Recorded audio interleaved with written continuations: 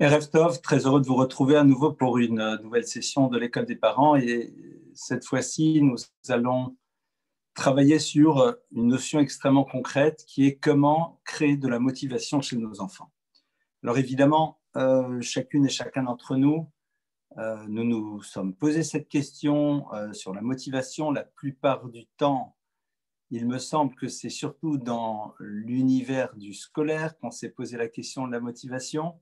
On va essayer, si vous le voulez bien, ensemble ce soir de réfléchir à ce sujet et de voir surtout quelles sont les pistes que nos textes nous donnent par rapport à cette notion de motivation. Alors, en premier lieu, évidemment, la question numéro un qui se pose est de savoir réfléchir sur tout d'abord où se situe le principe même de la relation que nous devons avoir avec nos enfants. Car en effet, si nous parlons de créer de la motivation, donc nous allons parler évidemment d'une parole qui va devoir s'adresser à l'enfant, d'une parole, d'une posture, d'une démarche, de ce que vous voulez. En tout cas, il va y avoir donc de la part du parent une action vers l'enfant. Parce que pour créer quelque chose, évidemment, il faut qu'il y ait une action, et ce, quelle qu'elle soit. Donc, lorsque l'on parle de créer une motivation chez l'enfant, eh bien, nous nous posons dans cette dimension de parents qui vont devoir agir vis-à-vis de leurs enfants.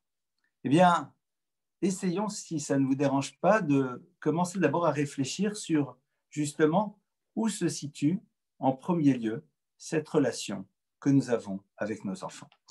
Et de manière très globale, on pourrait au fond poser la différence fondamentale entre deux axes au niveau de la démarche relationnelle avec l'enfant. J'aimerais poser d'un côté l'idée de ce que l'on appelle l'univers du mashpia et du noten, et de l'autre côté l'univers du doresh vetover. Je vais vous traduire tout de suite, mais je trouve que ces mots ont une saveur très particulière lorsqu'on les utilise en hébreu. Mashpia, noten, de l'autre côté doresh vetover. Mashpia, c'est celui qui a envie d'émettre quelque chose de positif vis-à-vis de l'autre. Noten, c'est celui qui veut lui apporter. Et par opposition, nous avons de l'autre côté Doresh, celui qui demande, qui est dans une attente, Vetovea, et qui est dans une forme d'exigence. Posons-nous la question en premier lieu, et posons-nous vraiment la question, à quelle des deux catégories appartenons-nous? Appartenons-nous à la catégorie de Mashpia Venoten, c'est-à-dire de quelqu'un qui est dans cette préoccupation d'impacter et d'apporter quelque chose à l'enfant, ou alors de quelqu'un qui demande et qui attend quelque chose de son enfant, voire même qui va l'exprimer à travers une certaine forme d'exigence. Alors, la plupart du temps, nous pensons que nous appartenons à la première catégorie. Eh bien, désolé de vous le dire, mais c'est peut-être pas si sûr. C'est pas si sûr parce que quand vous vous interviewez vous-même, c'est-à-dire quand vous vous parlez à vous, non pas ce que vous allez dire aux autres, mais quand vous parlez à vous-même, et vous dites, mais au fond, comment je définis la relation à l'enfant? Eh bien, vous allez vous entendre dire souvent, non mais moi, ce que j'attends de mes enfants, ce que j'attends d'eux, de la même manière qu'on le voit dans le couple. Hein. Et je suis désolé, mais on va faire une toute petite incursion. Qu'est-ce que j'attends de mon mari? Qu'est-ce que j'attends de mon épouse? Donc, tu es dans l'univers de celui qui est Doresh, Vetovea, de celui qui est dans une demande, de celui qui est dans une forme d'exigence. Eh bien, avec tout le respect que je vous dois, c'est totalement faux. Dans l'univers de la famille, et plus particulièrement dans la relation à l'enfant, notre posture doit être celle du mashpia, c'est-à-dire de celui qui veut apporter quelque chose à l'enfant, de celui qui veut lui donner quelque chose et qui n'a aucune forme d'attente. Alors là, bien sûr, je vous vois bondir sur vos sièges en disant, mais attendez, c'est quoi cette histoire de ne pas avoir d'attente au niveau des enfants? Mais on fait comment? On va y arriver si ça ne vous dérange pas. Mais Commençons déjà d'abord par ce point de départ. Mashpia venoten. Alors, pourquoi cette notion est-elle si importante? Pourquoi est-ce que l'idée du positionnement que nous avons vis-à-vis de l'enfant est tellement importante? Eh bien, vous savez que un enfant, au fond, c'est un univers. Et cet univers-là, nous devons à un moment le pénétrer. Nous devons y entrer. Parce que si nous n'entrons pas dans son univers, nous ne pourrons rien lui apporter. Et pour pouvoir entrer dans l'univers de l'enfant, eh bien, il va falloir ce que j'appellerais un ticket d'entrée. Comme partout. Il faut un ticket d'entrée.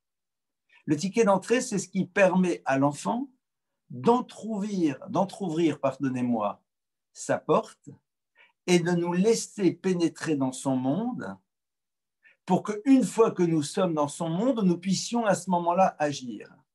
Si vous voulez apporter quelque chose, si vous voulez créer quelque chose dans un univers qui n'est pas vous, il faut pouvoir rentrer dans cet univers. Et c'est là où il y a le premier point. Est-ce que nous acceptons en tant que parents que nos enfants sont un univers en tant que tel? Nos enfants ne font pas partie de notre univers, de la même manière que ton conjoint, c'est un univers en tant que tel. Et si tu veux un moment apporter quelque chose à l'autre, ou lui donner des éléments qui lui permettront de se construire de tout ce qui va autour, et ici ce soir, on va travailler sur l'aider à créer cette motivation, eh bien pour cela, il faut que tu rentres dans son univers, c'est-à-dire qu'il t'ouvre la porte, qu'il te permette de venir chez lui pour une fois que tu es chez lui à ce moment-là, eh bien, agir vis-à-vis de lui. Le ticket d'entrée pour l'enfant, eh bien, c'est d'abord de voir qu'il a face à lui quelqu'un qui est gadol, qui est grand. Un enfant n'est pas prêt à ouvrir la porte de son univers si celle-ci s'ouvre vis-à-vis de quelqu'un qui est comme lui, c'est-à-dire qui a une dimension d'enfant. L'enfant est prêt à ouvrir son univers à quelqu'un qui a le statut de gadol. Et c'est quoi le statut de gadol? Regardez, c'est un verset dans la Torah qui est passionnant. Lorsque Moïse parle à Dieu, il lui dit, tu as montré et godlecha ta grandeur. Ça veut dire quoi quand vous dites à Dieu, tu as montré godlecha ta grandeur? Et Rachid sur place nous dit, midat toufra, ton trait de caractère particulier qui est d'être tov, qui est d'être bon, d'être celui qui justement est mashpia, c'est-à-dire de celui qui veut apporter. L'enfant va donc avoir besoin, pour pouvoir être à l'écoute de la suite, va avoir besoin d'ouvrir sa porte. Pour ouvrir sa porte, il faut que nous-mêmes ayons le ticket d'entrée. Le ticket d'entrée dont l'enfant a besoin pour pouvoir ouvrir sa porte, c'est de voir qu'il est face à quelqu'un que l'on appelle un adulte. Et la définition de l'adulte pour l'enfant, c'est celui non pas qui est dans une attente, dans une exigence, mais celui qui est préoccupé en premier lieu par le bien-être de l'enfant. Préoccupé par le bien-être de l'enfant pour l'enfant et non pas pour lui-même. On ne pourra pas travailler ensemble sur cette notion de comment créer de la motivation chez l'enfant si nous ne sommes pas dans le monde de l'enfant, s'il ne nous a pas ouvert sa porte. Et d'ailleurs, vous constaterez la chose suivante, c'est que dans le domaine de l'éducation, et plus particulièrement de l'enseignement, ceux qui réussissent le mieux sont ceux qui justement ne sont pas dans une quelconque forme d'attente, d'exigence, mais qui ont d'abord eu comme préoccupation d'être mashpia, c'est-à-dire d'apporter quelque chose à l'enfant. Un enseignant qui n'a qu'une envie, c'est de partager son savoir, qui n'a qu'une envie, c'est de donner aux enfants une un sentiment de joie et de bien-être, qui a envie de les réjouir, de leur donner du plaisir, eh bien, les enfants ouvrent tout grand la porte de leur univers pour que, par la suite, les autres notions qu'il va devoir leur faire passer et qui leur demanderont des efforts puissent pouvoir être transmises. Point de départ donc, s'interroger sur l'univers de l'attente. Et je répète, et pardonnez-moi si je suis un peu pesant, mais les mots de « j'attends de mes enfants » ne doivent pas faire partie de votre vocabulaire intérieur, de votre vocabulaire extérieur encore moins. « J'attends de toi », il est normal que tu, ne doit pas faire partie de votre vocabulaire. Parce que le but, c'est quoi? C'est que l'enfant puisse à un moment créer son indépendance, avoir une motivation intérieure qui n'est pas dépendante de votre attente et de votre exigence.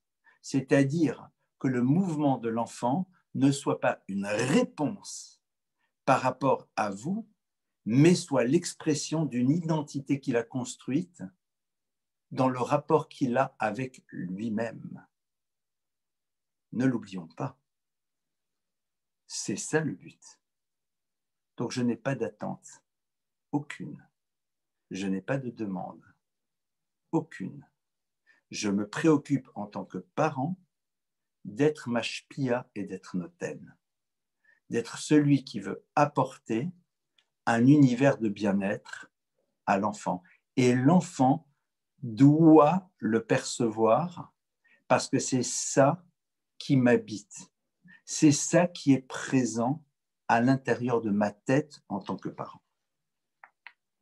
Évidemment, pour quelles raisons nous mettons cela en place? Eh bien, c'est parce que de manière ultime, ce que nous devons donner à l'enfant, c'est quoi? C'est son indépendance. Le motiver à vouloir être indépendant, non point pour qu'à travers cette indépendance, il se situe en rupture par rapport au monde familial, mais parce que tout simplement, il va percevoir que c'est dans cette indépendance-là qu'il peut le mieux possible réaliser son projet d'existence.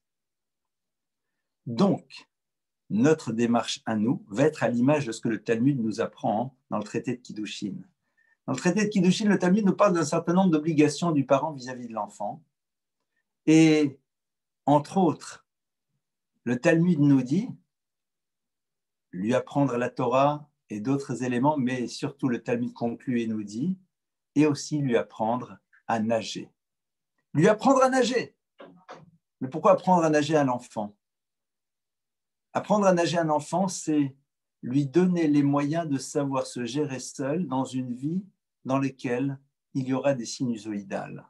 À l'image des vagues qui montent et qui descendent, à l'image de cette nage dans lequel on va dans l'eau pour en ressortir, pour redescendre et continuer à avancer. C'est-à-dire avec cette finalité de créer chez l'enfant véritablement cette indépendance, puisque c'est ça de manière ultime ce que l'on a envie d'installer chez lui. Et pour cela, évidemment, il va devoir y avoir une démarche qu'on va devoir mettre en place. Le texte nous dit à propos d'Avram que Vayaz Avram Mishte Gadol Beyom Gamel et Yitzhak, que Abraham a fait Mishte Gadol. Mishte Gadol, c'est quoi? C'est un grand festin, Beyom Gamel et Yitzhak, le jour où il a rendu Yitzhak indépendant, parce que la notion de Gemilut, c'est de rendre l'autre indépendant.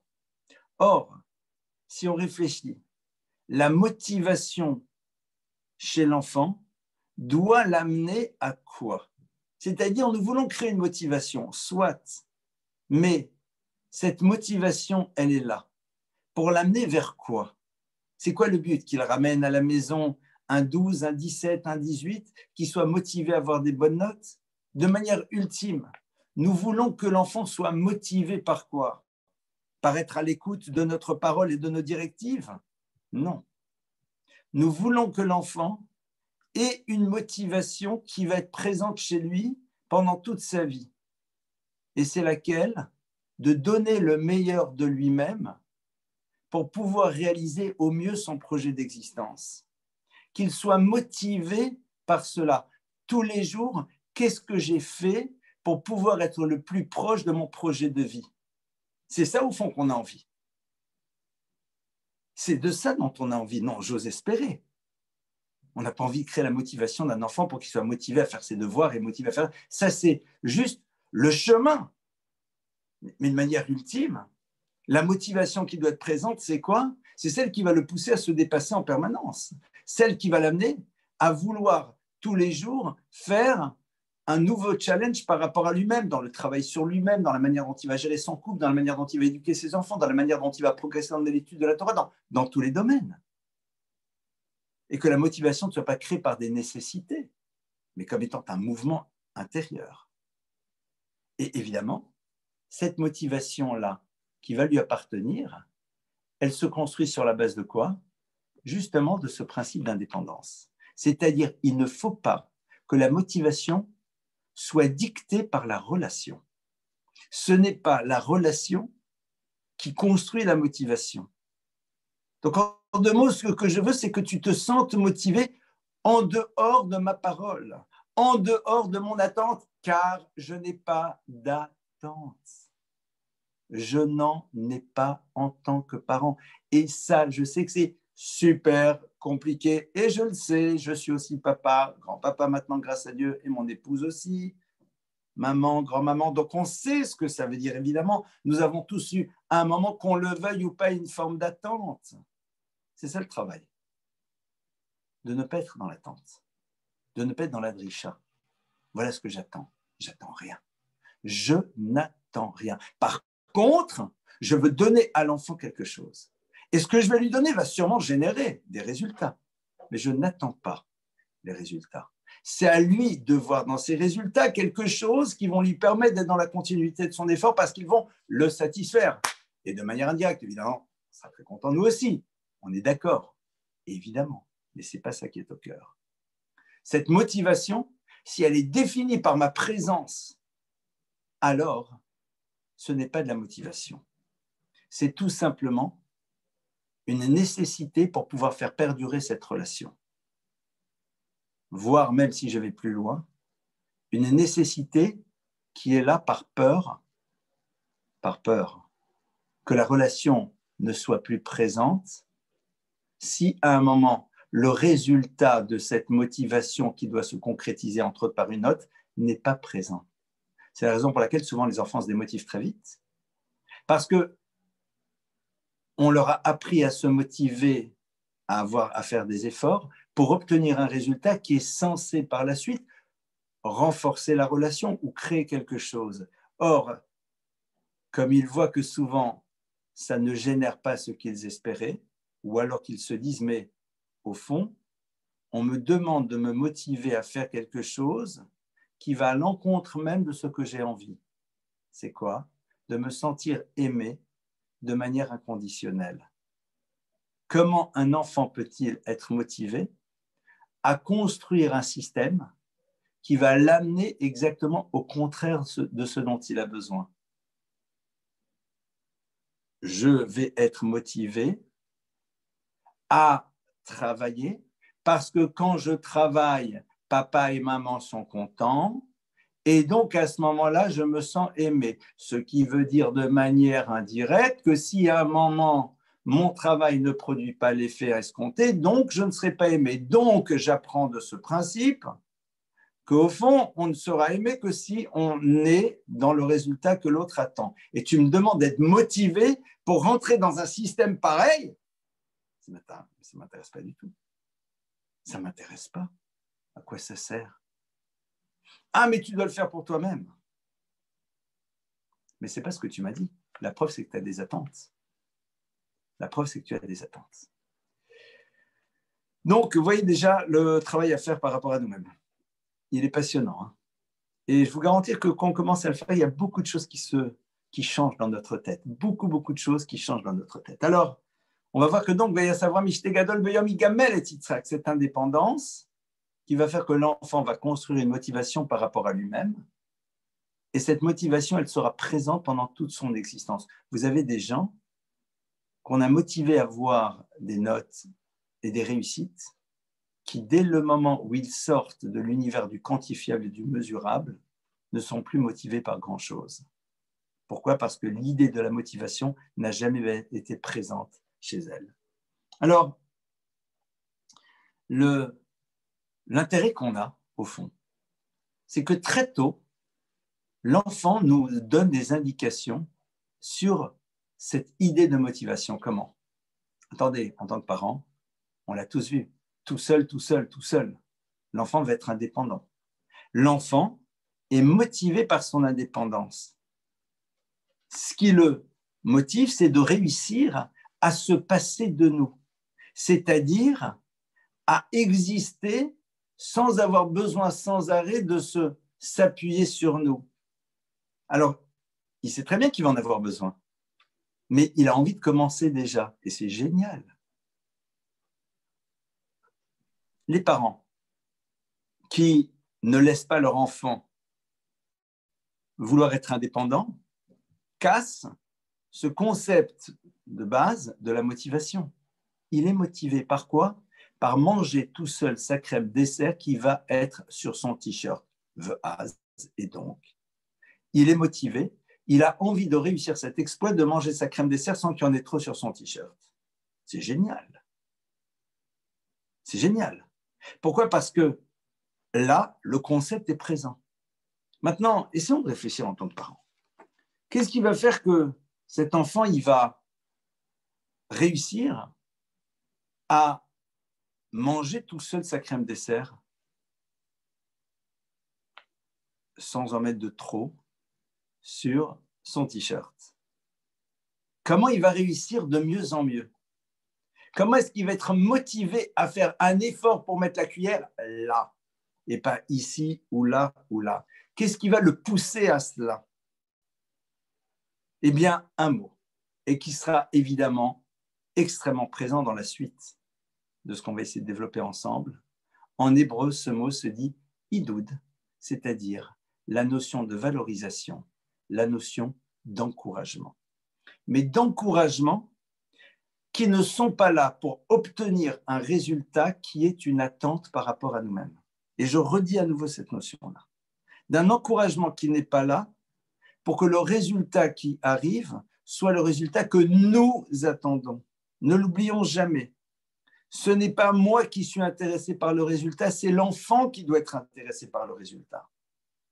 C'est l'enfant qui doit être intéressé par le résultat, c'est l'enfant qui doit trouver des sources de motivation à l'intérieur de nouvelles choses auxquelles il peut accéder pour que toute sa vie, cette notion de motivation soit présente. Alors, essayons maintenant de rentrer un petit peu à l'intérieur de cet univers de Idoud, c'est-à-dire d'encouragement et de valorisation. C'est-à-dire que je suis en train de vous dire des choses qui sont très basiques, j'en suis sûr. Mais je nous amène à prendre le temps d'y réfléchir, surtout sur la première partie. Alors maintenant, évidemment, l'enfant est là. Et nous le voyons donc sur des actions qui l'intéressent, donc pour lesquelles il est motivé à faire toutes sortes de choses. Eh bien, même si son objectif ne nous plaît pas, ce qui est important, c'est quoi? C'est qu'il est motivé par quelque chose. Il y a quelque chose qui le motive et cette motivation l'amène à utiliser ses ressources pour pouvoir y accéder. Donc, notre travail à nous, c'est quoi? C'est de ne jamais, au grand jamais, lui faciliter la tâche. Lorsque l'enfant est motivé par un objectif, c'est-à-dire que nous voyons qu'il est là et il essaye de l'atteindre, quel que soit le type d'objectif, je ne parle pas bien sûr si son objectif c'est de faire sauter la tour Eiffel, mais bon, je ne pense pas que ça y arrivera demain, et même quelles que soient les méthodes, nous ne devons pas à un moment nous opposer à cette motivation, mais au contraire, l'encourager. Et ici, évidemment, ça va passer par quoi? Eh bien, avant tout par des objectifs qui ne nous plaisent pas toujours. L'enfant est très motivé pour pouvoir réussir à moins dormir et à faire toutes les poteries. Ça le motive beaucoup de réussir à faire cela. C'est génial. Ça veut dire que cet enfant a un objectif et il a envie de l'atteindre. C'est top. Il se trouve que son objectif nous dérange. Ça, c'est un détail.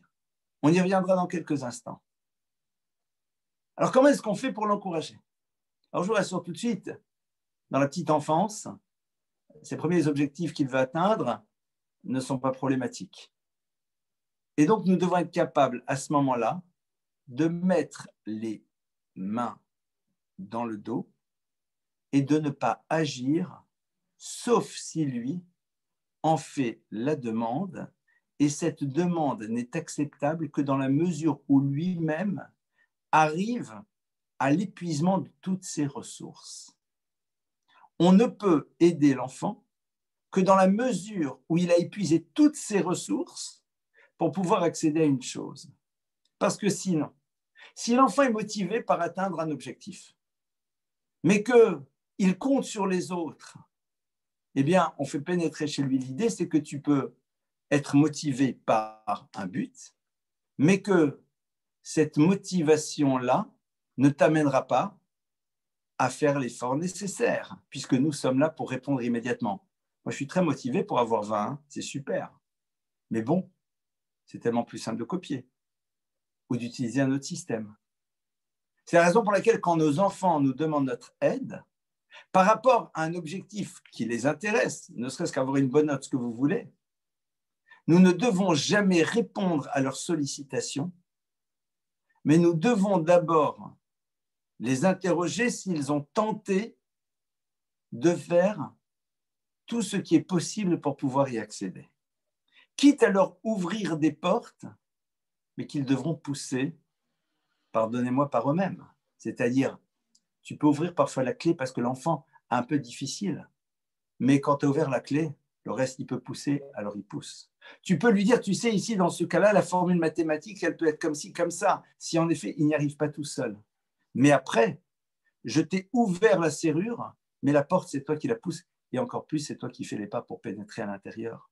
Je t'accroche sur l'espalier parce que tu es trop petit, mais une fois que tu es dessus, c'est toi qui vas avancer comme ça et comme ça.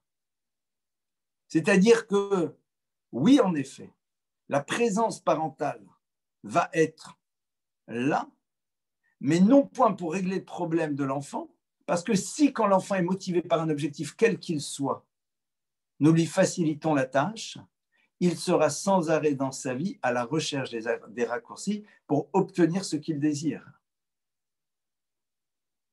Et quelque part, il n'en aura en plus aucune forme de satisfaction, parce que ce qui donne du goût au résultat, ce sont les épices que l'on a créées lorsque nous étions dans un processus pour pouvoir aboutir à ce résultat. C'est ça qui donne du goût. Les épices, elles sont liées au mouvement que l'on va opérer. Et cette notion-là, eh bien, souvent, nous allons nous heurter aux enfants qui sont toujours dans ce désir de l'immédiateté et encore plus dans notre génération, et ça, on le sait. D'accord ? Nos enfants sont de plus en plus dans le désir d'immédiateté. Nous devons nous forcer en tant que parents, lorsqu'il y a motivation, à ne pas être dans la réponse immédiate aux demandes des enfants si nous ne sommes pas sûrs que ceux-ci ont tenté tout ce qu'ils pouvaient faire par rapport à la chose. Ça, c'est déjà un premier point. Évidemment, il serait intéressant que nous nous interrogions, que nous interrogions nous-mêmes si nous avons le même principe de fonctionnement dans notre vie. Mais ça, c'est à chacune et à chacun d'entre nous de se le poser. Une fois que nous avons mis ça en place, il va y avoir donc par la suite ce que j'appellerais cette notion de idoud, d'encouragement par rapport non pas tant à un résultat, mais par rapport au processus que l'enfant a mis en place pour pouvoir y accéder. Et on va rentrer, si vous le voulez bien, dans des choses peut-être, enfin là on est dans du concret, mais là dans le concret de nos réalités quotidiennes. D'accord? Comment motiver un enfant à se brosser les dents? Comment motiver un enfant à se mettre au travail? Comment motiver un enfant à lire un livre? D'accord? Allez, on rentre là-dedans? Très bien. Donc déjà, il n'y a pas d'attente. Il n'y a pas, voilà ce que j'attends de lui. Maintenant, je sais qu'il y a certaines choses qui vont être nécessaires. Lui-même n'en a pas conscience. Et donc, évidemment, il ne peut pas être motivé par quelque chose dans lequel il ne voit pas d'intérêt. Moi, si quelque chose, je n'y vois pas d'intérêt, pourquoi je serais motivé à le faire? Sauf si je n'ai pas le choix. Et dans ce cas-là, ce n'est pas de la motivation, c'est une obligation. Ou alors, sauf si j'ai une relation de confiance pleine et entière et je suis motivé. Vous savez ce qui me motive beaucoup, moi, en tant qu'individu? Pas moi, Elie Lemel, en tant qu'individu. Ce qui peut me motiver aussi parfois, c'est de savoir qu'en faisant un effort, eh bien, je vais faire plaisir à l'autre. Et ça peut être un point de départ. Ça peut être un point de départ, c'est-à-dire cette notion, non pas de j'attends de toi, mais sache que quand tu le fais, c'est quelque chose qui me fait plaisir. C'est-à-dire que non pas je veux que tu me fasses plaisir, mais quand tu le fais, sache que ça me fait plaisir. Maintenant, tu as l'info. C'est-à-dire, c'est comme si je disais à quelqu'un, tu sais, tu n'es pas obligé, tu n'as peut-être pas envie de manger du chocolat, mais quand tu le manges, tu auras du plaisir. Quel plaisir? Mais ici, le plaisir de savoir que tu as fait plaisir à l'autre. Alors, est-ce que ce plaisir, c'est quelque chose qui te motive? Est-ce que la joie d'avoir fait plaisir, c'est une motivation? En tant qu'adulte, je pense que oui. Il y a plein de choses qu'on fait. Très sincèrement, quand, messieurs, allez, on va aider notre épouse à plier le linge ou ce que vous voulez, d'accord?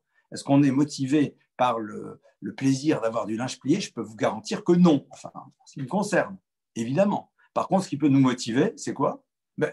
Le plaisir de réaliser que l'autre, ça lui fait plaisir. C'est génial. Donc, ce qui me motive, c'est de pouvoir vivre l'expérience d'un plaisir qui est lié au fait que j'ai répondu présent à une attente de l'autre.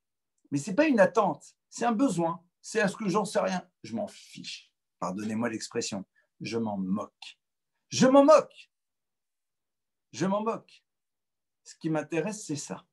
Et on peut déjà commencer à créer un univers de motivation à travers le fait que l'enfant peut avoir du plaisir de réaliser qu'il nous a fait plaisir et qu'au fond, eh bien, il va voir qu'il est capable de se dépasser Allô, plus. pour avoir une expérience Ça? de plaisir. D'accord? Et ne serait-ce que ça, c'est déjà énorme. Ne serait-ce que ça, c'est déjà énorme. On a déjà démarré par ça. Entraînez-vous dans votre couple. Vous allez voir, ça marche. Ça marche très, très bien. C'est ce qui nous motive à courir, à faire plein de choses. Pourquoi? Pour pouvoir accéder à ce plaisir. Ce plaisir de réaliser que l'autre est content. Pourquoi l'autre est content? On n'en sait rien.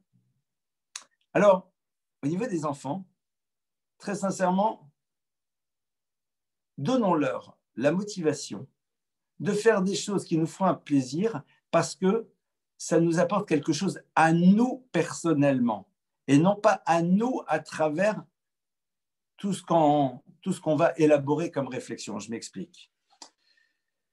Un enfant, il rentre à la maison, il a 10 sur 10. Est-ce que concrètement, ça me fait plaisir? Non. Mais par contre, ce qui me fait plaisir, c'est je me dis, s'il a 10 sur 10, ça veut dire qu'il travaille. S'il travaille, ça veut dire que ça va bien se passer. Il pourra passer dans l'autre classe. Donc, il y a tout un processus. Par contre, ce qui peut me faire plaisir immédiatement, c'est quand l'enfant m'a rendu un service. C'est quand l'enfant m'a permis d'accéder à quelque chose. D'accord? Ça, c'est à moi personnellement, intuitif personnel. D'accord? Donc, apprenons à motiver nos enfants à vivre l'expérience du plaisir d'avoir fait plaisir, mais non pas par le fait qu'ils ont amené des bonnes notes, mais parce qu'ils ont aidé, fait quelque chose. Et donc, cette idée d'être motivé par quelque chose qui fait plaisir va les pénétrer, parce qu'ils vont découvrir le plaisir d'avoir fait plaisir, et ça va les nourrir suffisamment pour développer chez eux cette motivation-là. Pourquoi? Parce qu'ils en ont retiré un plaisir. Et évidemment, faisons-le d'abord pour des choses qui n'ont pas de rapport avec eux. J'insiste, pardonnez-moi un peu pesamment, mais j'insiste quand même. Ne dites pas aux enfants, tu sais, quand tu fais des efforts et que tu as 20, ça me fait super plaisir. Non. En 2 mots, l'enfant est beaucoup moins motivé de faire des efforts pour obtenir 20 parce qu'il se pose la question, mais pourquoi ça fait tellement plaisir à mon père ou à ma mère que j'ai 20, au fond, qu'est-ce que ça change à sa vie? Et puis, ah oui, c'est parce qu'en vérité, il attend de moi que ceci, parce qu'après, il est fier de moi, parce qu'après, il peut dire à tout le monde, mon fils, le mathématicien, ma fille, ce que vous voulez. Non, non, c'est... Enfin, il y a un truc derrière. Par contre, il y a des choses qui sont objectives, d'accord? Ce plaisir, je l'ai aidé à faire le lit, je l'ai rangé, j'ai porté, j'ai fait un truc, etc. J'ai aidé, etc. Là, il en tire un bénéfice immédiat, on est d'accord. Et pour lui, c'est un plaisir. Et il me dit que ça lui a apporté. Ah, c'est tellement agréable de réaliser qu'on a généré du plaisir chez l'autre. Évidemment. Vous voulez créer de la motivation dans la famille, il faut que ce plaisir d'avoir été à l'origine de quelque chose de bien soit présent dans tout l'univers familial. Dans tout l'univers familial. À partir de là, donc qu'est-ce qu'on a vu? On a vu aussi cette notion, il y a quelques instants, la motivation qu'un enfant a vers quelque chose qui va lui apporter du plaisir, d'être à ses côtés et de l'encourager là-dedans, même si son objectif n'est pas nécessairement celui que l'on aurait voulu, mais parce que l'idée de la motivation, elle a été présente. Elle a été autour de quelque chose qui, pour lui, donne du plaisir. Première chose, parce que c'est du plaisir pour lui. Seconde chose, c'est du plaisir pour lui parce qu'il voit que ça génère du plaisir pour l'autre. Donc, vous voyez, on est en train, step by step, hein, on avance. Et puis maintenant, évidemment, comment tu crées la motivation pour Colgate-Palmolive? D'accord. Comment tu crées la motivation? La première question que je vais vous poser, c'est la suivante. Est-ce que j'ai vraiment besoin qu'un enfant soit motivé pour se brosser les dents? Non. Moi, ce que j'ai besoin, c'est qu'il se les brosse. Donc déjà, se dire, mais j'ai envie que l'enfant soit motivé par quoi? Alors, comme on l'a vu au début, il faut d'abord que le concept de motivation existe chez lui. Et on s'interroge, est-ce que l'enfant est motivé par certaines choses? C'est-à-dire, est-ce que l'expérience du plaisir liée à l'effort, l'enfant l'a-t-il déjà goûté? Mais il peut la goûter que dans la mesure où on lui a permis de la goûter, rappelons-nous, n'est-ce pas? Et dans la mesure où il voit que chez nous aussi, eh bien, ça crée du plaisir. Maintenant, demander à un enfant d'être motivé par quelque chose qui ne lui procurera pas un plaisir, c'est un peu compliqué. Hein. Pourquoi on lui demande une chose pareille? Déjà, pour nous, les adultes, c'est compliqué. Alors, pour un enfant, vous voulez attendre une chose pareille? Comme on l'a vu, le seul plaisir qu'il peut avoir, c'est le plaisir de réaliser que ça nous a fait plaisir. Mais pour nous, intuitif, personnel, moi, pardonnez-moi, je n'ai pas de plaisir personnel à savoir que mon enfant, il s'est brossé les dents. Je ne kiffe pas, j'ai pas ce moment-là la laine encore plus fraîche. La mienne, non, il n'y a pas un système de transitivité. Ça n'existe pas. Donc déjà, travaillons beaucoup sur cette notion de motivation, de faire des choses qui génèrent chez lui un plaisir personnel ou un plaisir de réaliser qu'il a créé un plaisir chez l'autre. On est d'accord? Maintenant, posons-nous la question de savoir, est-ce que j'ai besoin qu'un enfant soit motivé? Non.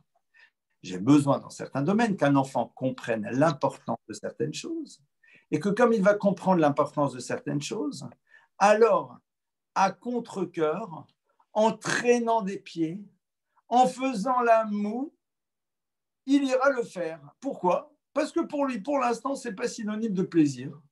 Mais seulement, il aura compris qu'il n'y a pas le choix, c'est nécessaire. Le plaisir viendra par la suite. Mais pardonnez-moi, moi, le soir, je ne suis pas motivé pour me brosser les dents. Je n'ai aucune motivation. Par contre, je sais que je vais me les brosser parce que c'est comme ça, parce que c'est bien, parce que c'est... Voilà. Comme c'est quelque chose qu'il faut faire, on le fait. Mais il n'y a pas de motivation. Je ne vais pas là en disant « Waouh, je suis super motivé à aller me brosser les dents ce soir. » Pas du tout. D'aucune manière. Pas besoin d'avoir de motivation. Donc, il y a des choses sur lesquelles on n'a pas besoin de motivation. On a envie qu'un enfant soit motivé à travailler, mais je ne vois pas pourquoi il faudrait le motiver. Un enfant doit savoir que dans la vie, il faut travailler. Il sera motivé dès lors qu'il y aura une notion de plaisir.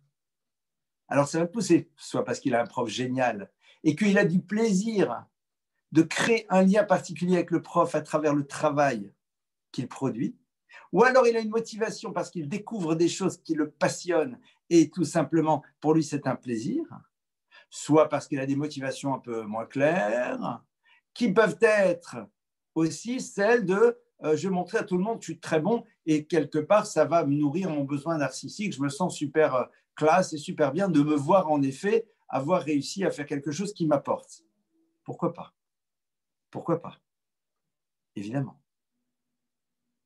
Évidemment que cette notion-là peut exister aussi.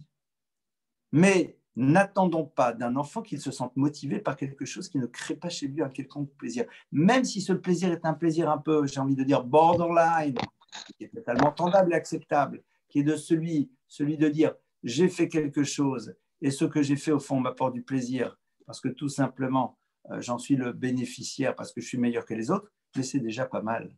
On est déjà arrivé à quelque chose. Par la suite, évidemment, la notion de motivation, la vie, elle est liée au idoud, c'est-à-dire je vous prie de m'excuser, à cette notion d'encouragement. Et cet encouragement, il va se situer sur quoi maintenant? Et c'est le dernier point que je voudrais aborder avec vous avant donc de conclure et d'être à l'écoute de vos questions. Donc, comme on l'a vu, est-ce qu'on a besoin de motivation sur certaines choses? Eh bien non. On a besoin que l'enfant vive l'expérience du plaisir dans un certain nombre de domaines qui vont générer chez lui une motivation qui va l'amener par la suite à découvrir l'éventuel plaisir qu'il peut avoir à faire des choses qui sont importantes pour lui et qui lui permettront donc de rester dans cette dynamique de motivation. Parce que qu'est-ce qui fait que tous les matins on est motivé? C'est parce qu'on a vécu l'expérience du plaisir que l'on a, de pouvoir vivre et remplir sa vie véritablement de toutes sortes de choses qui créent chez nous un plaisir. Vous savez que le bonheur, c'est quand notre vie, elle rentre en résonance avec ce qu'elle peut être. Quand vous savez ce plaisir que vous allez tirer d'une chose, ce que ça va vous apporter, soit immédiatement, soit à terme, vous n'avez qu'une envie, c'est de le faire. Et c'est ce que dit le Mesilat Yesharim, qui est un ouvrage majeur de la pensée juive, qui nous dit qu'au fond, le but ultime de l'humain, c'est quoi? C'est l'univers du plaisir, le ta'anoug. Le plaisir d'avoir fait une bonne prière qui donne du plaisir et voilà, et on est motivé parce que tout simplement, on est motivé. On est motivé. Regardez tous les enfants qui sont motivés, c'est parce que derrière, ils entrevoient l'univers du plaisir. Alors, qu'est-ce qu'on fait? Eh bien, dans certains domaines, on ne pourra pas créer de motivation. On ne pourra pas créer de motivation, c'est-à-dire l'enfant aura difficile à percevoir le plaisir qu'il peut avoir d'une chose, sauf si en effet, on l'amène à découvrir un plaisir qu'il ne connaît peut-être pas s'il ne l'a pas perçu et ressenti dans l'univers familial, c'est-à-dire le plaisir d'avoir réussi à gagner un combat contre lui-même. C'est-à-dire de savoir qu'une chose est importante, de le savoir, de ne pas percevoir le plaisir que l'on peut avoir d'avoir accédé à cette chose, mais de savoir que comme cette chose, elle est importante, eh bien, je réussis à me dépasser et à mettre en place quelque chose pour pouvoir y accéder. Ça veut dire que le plaisir va être lié à l'expérience que l'on va faire de son propre dépassement et d'une victoire que l'on a gagnée par rapport à soi-même. Et je vais donner un exemple qui est un peu violent. Et je vous prie de m'excuser. Je vais prendre un exemple qui touche beaucoup d'ados. Le rapport à la pornographie. Qu'on le veuille ou pas, ils ont un plaisir. Plaisir complexe au niveau du regard et d'autres types de plaisirs qui peuvent se créer. On ne va pas rentrer dans les détails. D'accord? Qu'est-ce qui peut motiver un enfant à ne pas? C'est l'expérience du plaisir qu'il va tirer du fait qu'il a réussi à ne pas. Parce que, intellectuellement parlant, il est convaincu, soit pour des raisons religieuses, pour d'autres raisons même, qu'au fond, ce n'est pas une bonne chose. Et qu'il devrait réussir à ne pas. Il a une conviction. Mais cette chose, quand même, lui apporte, de manière plus ou moins objective, une forme de plaisir. Alors, qu'est-ce qui va le motiver?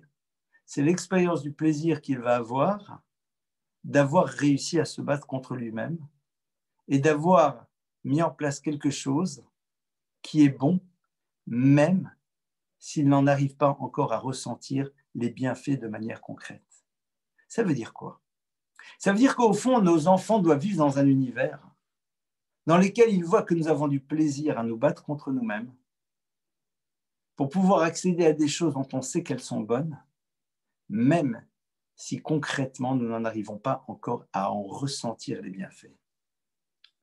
La jouissance du vin en maths, je ne la connais pas.